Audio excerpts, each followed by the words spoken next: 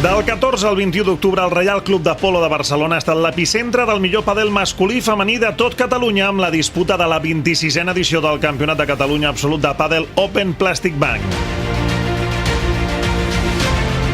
Un total de 304 parelles, 60 en dones i 244 en homes han lluitat per fer-se amb el títol en les 10 categories, 7 de masculines i 3 de femenines d'una competició que ha estat focus d'atenció. Diumenge 14 d'octubre va començar una fase prèvia que va donar pas a infinitat de partits de pàdel a les pistes del Polo. Dijous van començar els quadres absoluts i divendres la pluja va obligar a traslladar les eliminatòries a les instal·lacions del Padelàrium Gavà.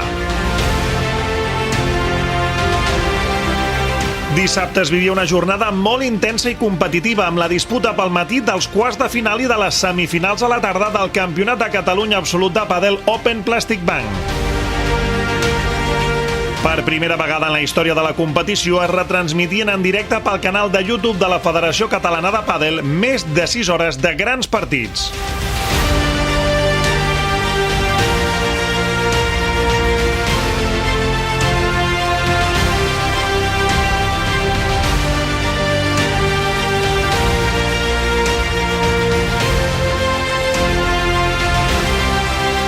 Les finalíssimes del quadre absolut acaparaven l'atenció d'un assolellat diumenge que veien com Enric Santmartí i Gerard Company s'imposaven en la final a Jordi Joan i David Luque i com en categoria femenina, Nicole Traviesa i Cristina Bala aconseguien resoldre al seu favor la final davant d'Eva Galloso i Núria Ribas.